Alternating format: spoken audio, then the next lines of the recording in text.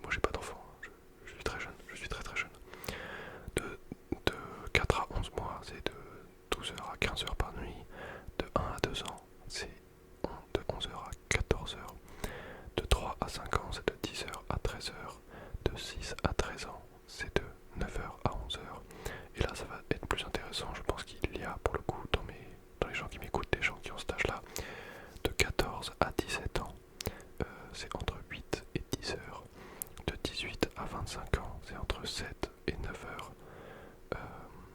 Pareil, de 26 à 64 ans, c'est de 7 à 9h. Et de 7 à 8 ans, mais pas du tout, pas de 7 à 8 ans, parce que de 7 à 8 ans, on l'a déjà fait. Enfin non, je suis pas sûr qu'il y ait 7 à 8 ans, non, il n'y a même pas, on s'en fout. Dans les plus de 65 ans, c'est recommandé entre 7 et 8 heures. Donc voilà, on verra après que trop dormir, c'est pas forcément bon non plus. Mais voilà. Donc ça c'était, on va rappeler un peu les horaires principaux. Donc de 14 à 17 ans, c'est entre 8h et 10h qu'il faudrait dormir. Donc ouais, de 8h à 10h. Oui, c'est ça. De 18 à 25 ans, entre 7 et 9h. Et en gros c'est pareil jusqu'à la fin de ta vie, quoi. Entre 7 et 9h, juste quand t'as plus de 65 ans, c'est plus entre 7 et 8h. Mais voilà. D'ailleurs en parlant de sommeil, je viens de faire une nuit de 16 heures. 16 heures, 16 heures. Donc 16 heures, c'est 10 heures plus 6 heures. Donc c'est en gros une grosse nuit plus une petite nuit. Et j'ai dormi tout ça en une seule nuit. Donc j'ai fait 2 nuits en fait. Clairement, je viens juste de faire 2 nuits de 7 heures. Ou de 8 heures en fait. J'ai fait deux nuits de 8 heures. Je suis très serein comme type dans la vie. Non, c'est juste que donc, pas hier parce que du coup, non, avant-hier soir, j'ai fait une soirée. Du coup, je me suis couché même pas si tard que ça, vers 2 heures et je me suis levé à 8 heures. Et là, je suis rentré chez moi, donc j'étais complètement crevé en fait. Le midi, je suis allé au resto et l'après-midi, je suis rentré chez moi du coup à 14h, 14h30, je me suis couché, donc j'ai fait 15 heures. Et je pensais que j'allais me réveiller le soir, tu vois, et que je dormirais plus tard dans la nuit. Non, non, je me suis pas réveillé, juste, et j'ai dormi jusqu'à 7h du mat. Voilà, du coup ça fait 15 heures, 7 heures, je te laisse faire le calcul, ça fait 16 heures. Si je me suis pas trompé, j'ai pas envie de recompter, donc on va dire que c'est bon. Ok.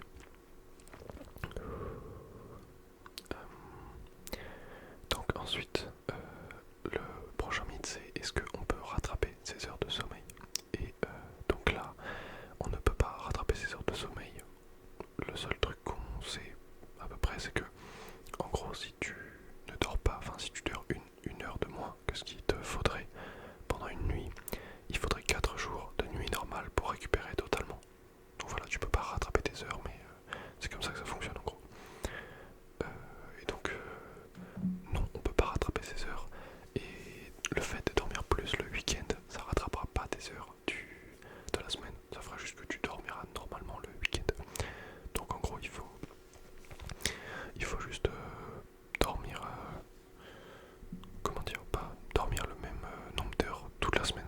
Aussi bien le matin, pas le matin, aussi bien la semaine que le week-end. Donc il faut tout le temps dormir. Je fais cette vidéo, je suis complètement éclaté parce que j'ai beaucoup dormi. Enfin non, en fait je suis pas éclaté, je suis bien, juste je sais pas ce que je raconte. Du coup si je dis des bêtises, c'est pas grave, faites pas attention. Enlevez ce qui vous plaît pas dans mes phrases et juste gardez ce qui vous plaît, ce que vous avez envie de garder. Voilà, donc le conseil en gros à retenir c'est que ce serait mieux de dormir le même nombre d'heures toute la semaine. Donc autant lundi, mardi, mercredi, jeudi, vendredi que le samedi et le dimanche. Parce que c'est comme ça qu'on aura le meilleur cycle, enfin qu'on va se mettre dans un cycle qui va se répéter. Et du coup, on sera bien. Voilà, la conclusion c'est on sera bien. On sera bien. Ensuite, le prochain mythe c'est est-ce que la durée idéale de sieste c'est 26 minutes. Et non, ce n'est pas 26 minutes la durée idéale de la sieste. En fait, ça dépend du but de la sieste. Voilà, ça dépend toujours. En fait, ça dépend. Et là, du coup, je vais vous expliquer ce que c'est le but de la sieste. Enfin, non, le but de la sieste, c'est de récupérer. Mais en fonction de votre but par rapport à votre sieste, et ben, je vais vous dire qu'est-ce qu'il faudra faire. Donc, déjà, entre 0 et 5 minutes, ça n'a pas trop d'intérêt de faire une sieste parce qu'il n'y a pas vraiment de récupération qui serait visible et qui serait observée après une sieste de 0 à 5 minutes. Ensuite, une sieste de 10 à 20 minutes, c'est la durée idéale pour avoir un boost d'énergie à court terme et ne pas être, enfin que ce soit pas compliqué au réveil. Donc en gros, si vous faites une sieste de 10 à 20 minutes, vous aurez un petit boost sur le court terme. Donc court terme, c'est je pense entre 30 minutes et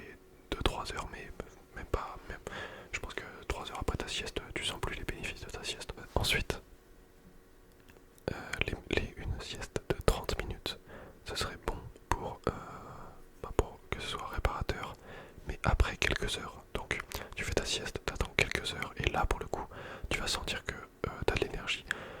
Par contre c'est très difficile de se lever après une sieste de 30 minutes. Et ensuite pour la dernière sieste, donc c'est la sieste de 90 minutes, ça sert à rien de faire une sieste d'une heure ou une sieste de 2 heures. Autant faire une sieste de 90 minutes, enfin de 1h30 quoi. Et je vais vous expliquer pourquoi, et je pense qu'il y a la plupart des gens qui savent déjà pourquoi. Attendez, on va baisser un petit peu la caméra, parce que je trouve qu'on est un petit peu haut. Voilà.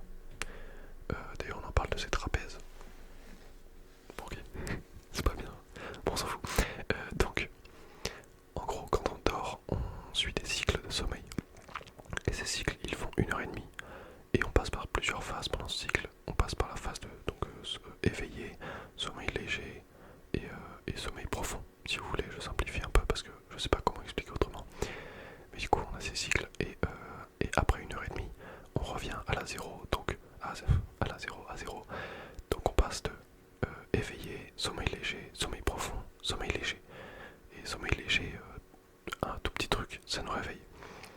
Donc à ce moment-là, c'est à la fin de 1h30, c'est plus facile de se réveiller et on aura eu tous les bénéfices d'un cycle de sommeil. Donc voilà, c'est pour ça que on doit faire des siestes de 1h30, parce que déjà ce sera plus simple de se réveiller et ensuite on aura pas tous les bénéfices en fait. Ensuite,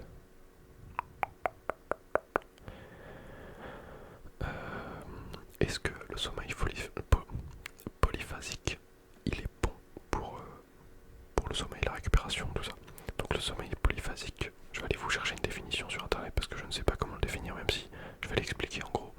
C'est juste de dormir plusieurs fois dans la journée pour avoir son total d'heures de sommeil. Donc on va marquer sommeil polyphasique. C'est un programme courant qui consiste à dormir durant 6 heures la nuit et faire une sieste de 20 minutes dans la journée. En gros, c'est soit il y a plein de manières de faire du sommeil polyphasique. Je vais essayer de trouver des images qui montrent un peu le sommeil polyphasique.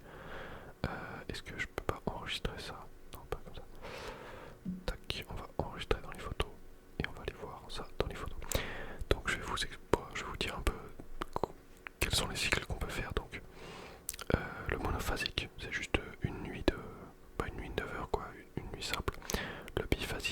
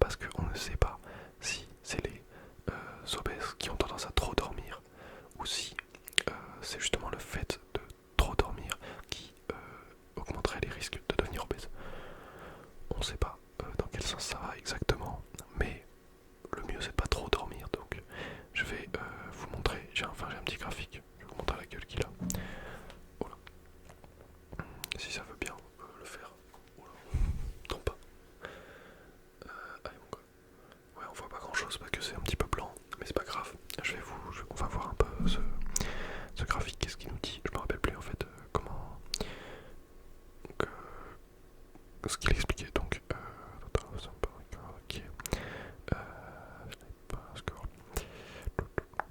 en gros, le, le graphique il nous explique, donc il nous montre quelles sont les heures de sommeil qui sont mauvaises, on va dire. Ouais, quels sont les horaires, donc le temps de sommeil, qui sont mauvais et qui ont une mauvaise qualité de sommeil. Je sais pas expliquer, je suis vraiment, je sais pas parler, mais en gros, dans mauvais, on a donc tout ce qui va donc du 4 heures à 5 heures, 4, 5, c'est ça, 4, 5, 6 heures, c'est mauvais comme temps de sommeil. Et ensuite, plus de 12 heures c'est mauvais comme temps de sommeil, donc il faut pas dormir plus de 12 heures, enfin faut pas dormir, ouais c'est ça, si dormir plus de 12 heures c'est très mauvais. Et pour le coup, dans excellent, donc dans excellente qualité de sommeil, on a que des temps qui vont de 7 heures, c'est ça, de 7 heures à 9 heures, 10 heures, à 9-10 heures en gros. C'est ça, de 7 à 10 heures, c'est un bon temps de sommeil, c'est pour avoir une bonne qualité de sommeil en tout cas. Après, à plus de 12 heures, la qualité de sommeil se dégrade et elle est pas bonne. Voilà, donc il faut pas trop dormir. Ce que je viens de faire, c'est à chier, c'est complètement nul. Il faut pas faire ce que je viens de faire, c'est-à-dire une nuit de 16 heures, c'est pas bien. Mais j'ai pas fait exprès. Moi je voulais me lever de base, je voulais me réveiller hier soir. Donc je voulais m'endormir, je sais pas, à 15 heures et puis me réveiller je sais pas, à 18 heures et puis après aller me recoucher le soir. J'ai pas fait ça, j'ai fait une traite toute ma nuit en partant de 15 heures. Mais y a pas de souci, alors là, moi ça me va très bien. J'aime bien dormir beaucoup, comme ça il y a plein de choses qui se passent pendant que je dors et c'est drôle. Ok, on va continuer un petit peu. C'est fait, donc on était au combien? On a fait 1, 2, 3, 4, 5, 6. On a fait 6 faits, il nous en reste 4, 4, 4, 4, 4, 4, 4, 4, 4, 4, 4, 4, 4, 4. Donc, le 7ème fait. Qu'est-ce que c'est le 7ème fait? Est-ce qu'il existe des conditions idéales pour dormir? Spoiler, c'est pas un spoiler, oui. Il y a des conditions idéales qui existent. Par contre, pour la position dans laquelle on dort, il n'y a pas vraiment de position idéale. Le tout, c'est juste d'être la tête et la colonne alignées. Et c'est tout. Donc il faut juste un oreiller qui est pas trop fin pour avoir la tête comme ça quand on dort. Et pas trop gros pour pas avoir la tête comme ça quand on dort. Voilà, faut qu'on soit à peu près aligné, à peu près droit. Mais c'est tout. Après tu peux dormir sur le ventre, sur le dos, sur le côté, comme tu veux. Tu dors comme tu veux. Mais donc les conditions idéales sont les suivantes. Donc déjà il faut dormir dans le noir complet. Pour ça, il y a un petit indicateur qui est bien. Vous tendez, donc vous ouvrez les yeux dans votre chambre. Vous pouvez essayer là. Vous tendez votre main en l'air et vous regardez. Est-ce que vous arrivez à discerner vos doigts? Est-ce que vous voyez vos doigts et à quoi ressemblent vos doigts? Enfin, si vous voyez la forme de vos doigts, c'est qu'il fait pas assez noir et qu'il faudrait avoir une chambre qui est un peu plus dans le noir. Ensuite, il faut une bonne qualité d'air, donc il faut aérer un petit peu la chambre. Je vais le faire d'ailleurs après la vidéo. Ensuite, il faut un bruit inférieur à 35 décibels. Pour vous donner une idée, donc mon PC là, le bruit qu'il fait, donc attendez, moi je vais monter ça pour entendre un peu plus, mais vous devez déjà l'entendre. En gros, le bruit que mon PC fait, il me semble qu'on est à 30 décibels. Et vous savez quoi, on va essayer tout de suite. Décibels, mètre. Comment on appelle ça? Un sonomètre. J'ai pas de sonomètre en fait. On va réinstaller cette appli vite fait. Et on va écouter à combien de décibels on est au niveau de l'ordinateur. Donc c'était très rapide. Ok, donc je crois que j'ai pas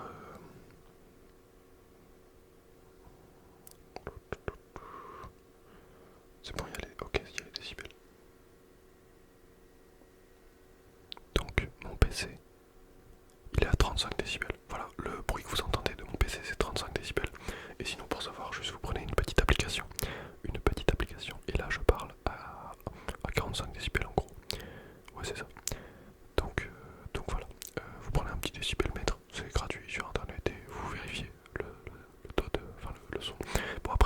son, ça dépend pas trop de nous, parce que c'est pas nous qui laissons du son, c'est plus l'extérieur ou les gens dans la maison. Mais voilà. Donc juste voilà, c'est ça au niveau du son, c'est ça. Il faut quoi d'autre? Ah oui, la température. La température c'est assez large, c'est entre 18 et 28 degrés, 17 et 28 degrés.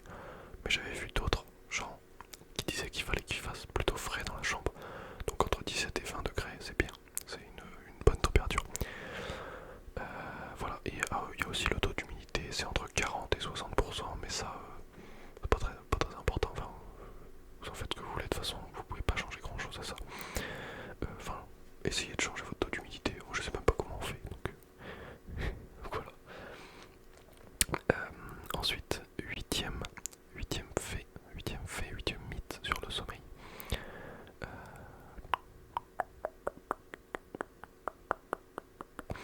Est-ce que... Oula. Attendez, on va poser ça là. Est-ce que c'est bien de manger avant de dormir? Donc, là il y a des gens qui savent pas et des gens qui savent. Parce que les gens qui savent pas, ils vont dire oh, bah, moi quand je mange, je dors bien après.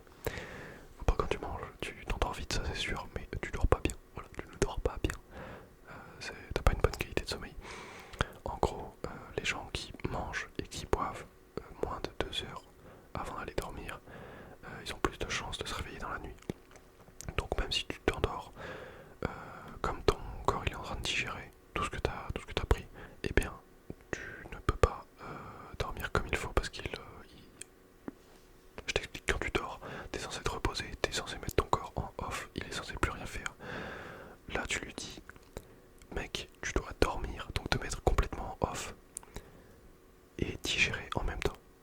Bah ça fonctionne pas, du coup ça fait deux choses en même temps. Ça fait deux choses en même temps. Et ça fonctionne pas du tout, ça fonctionne absolument pas. Donc voilà, faut pas manger trop tôt avant de dormir.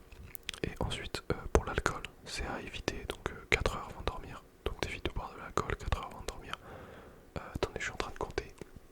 Si j'ai bu la dernière fois à 22 heures hier soir, pas hier soir du coup, vendredi soir, et que je vais me coucher à 2h30, ça fait au moins 2 heures, 4 heures. Donc on est bon. Bon, en même temps, ma qualité de sommeil elle devait pas être folle parce qu'il y avait un bruit de fou furieux pendant la soirée, pendant que je dormais, mais c'est pas grave. Et donc le café, c'est à éviter 8 heures avant d'aller dormir. Donc 8 heures, ça fait beaucoup. Si vous vous couchez à 22 heures, attention, grand calcul, ça fait 10 heures. Il faut pas boire avant de café, après 10 heures. Donc t'en bois le matin et pas en te réveillant tout de suite. C'est pas bien, faut laisser faire les hormones faire. Tu bois un verre de café à 9 heures et c'est tout. Après t'arrêtes de boire du café. Voilà. Voilà, donc pour tout ce qui est boire, manger, alcool, café avant le sommeil, il y a ces règles là à respecter. Non mais non, pas du tout. J'ai dit n'importe quoi pour le café, c'est pas 12 heures, c'est 8, donc ça fait 12 heures, 14 heures. Je me suis trompé. Ne m'en voulez pas. Ça fait 14 heures, donc en fait tu peux prendre un petit café après ton repas du midi, aucun souci. Voilà, je dis complètement de la merde. C'est pas grave du tout. Ensuite, bon bah le sport, là c'est même pas un vrai ou faux, c'est juste que le sport c'est bon pour la santé. Donc de base, ça on le sait, le sport c'est bon pour la santé. Et c'est aussi bon pour le sommeil. Et comme le sommeil c'est bon pour la santé, alors le sport est bon pour la santé. Voilà, donc c'est ça la conclusion, c'est que le sport c'est super bon dans la vie. Là je vous prends là. Faites du sport dans la vie, faites du sport. Vous allez marcher, vous allez courir, vous vous inscrivez à la salle de sport, vous faites des pompes et des tractions comme Caris, et vous faites de la piscine aussi, de la natation, et vous pouvez faire du vélo, vous pouvez faire du ping-pong, vous pouvez faire du handstand, vous pouvez faire une chasse au trésor, vous pouvez faire de la course de natation, de la balle aux prisonniers, de l'équitation, mais faites du sport. C'est trop important dans la vie. Voilà, je vous ai donné une liste non exhaustive. Non exhaustive. Non mais oh, ça va. Une liste non exhaustive. Je vais pas y arriver à lire le mot. Une liste non exhaustive de ce que vous pouvez faire comme sport. Donc j'espère que ça vous a plu, cette petite liste là. Si ça vous a plu, bang bang, on bombarde les commentaires. Enfin les commentaires c'est pas ce qui rapporte le plus de vues ou de rien. En vrai c'est le taux de clic par impression. Genre combien de fois les gens c'est quoi la probabilité que quelqu'un clique sur ma miniature, et aussi le temps de visionnage. C'est les deux choses les plus importantes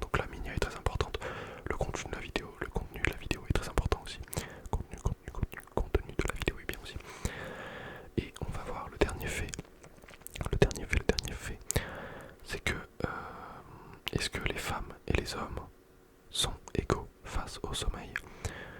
Pas du tout, on n'est pas du tout égaux face au sommeil. En effet, les femmes sont 2 fois plus touchées par les hommes. Non, non, c'est hyper drôle ce que je viens de dire. Les femmes sont 2 fois plus touchées par les hommes, mais pas du tout. Non, les femmes sont 2 fois plus touchées par des insomnies que les hommes. Vraiment, je dis n'importe quoi. La vidéo elle va pas du tout être relaxante. En fait, je pense que la vidéo est très relaxante. Vous devriez liker cette vidéo. Donc oui, les femmes sont 2 fois plus touchées par des insomnies que les hommes. Donc déjà à ce niveau-là, force à vous. Moi j'ai pas trop d'insomnie. Vous devriez en avoir 2 fois plus que moi, alors que moi j'en ai pas. Mais attendez, si les hommes n'ont pas d'insomnie, alors les femmes n'ont pas d'insomnie non plus. Parce que 2 fois 0, ça fait 0. Énorme. Voilà. Ensuite, il y a également tout ce qui est revenus et stress dans la vie. Du coup, les revenus, ça fait partie des stress de la vie.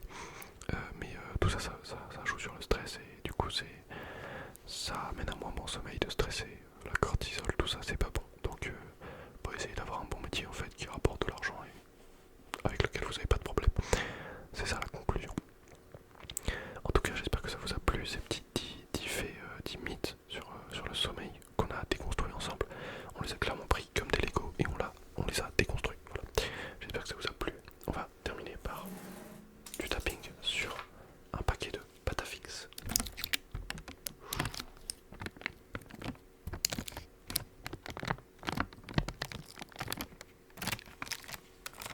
Énorme.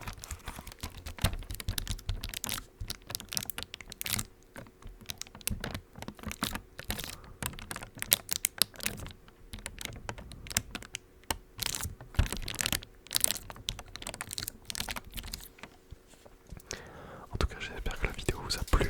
Si c'est le cas, n'hésitez pas à liker, à vous abonner, à commenter. Vous abonner, on est bientôt 10 000 abonnés. Si vous voulez pouvoir dire ouais mais moi j'étais là avant les 10 000. En vrai, personne n'a envie de dire ça sert absolument à rien. C'est juste une excuse pour moi pour refaire la pub de ma chaîne, mais ma chaîne est très bien. Vous avez kiffé les dernières vidéos d'ailleurs. C'était mes ASMR artistes favoris qui est sorti mercredi. Vous avez adoré, moi aussi j'ai adoré.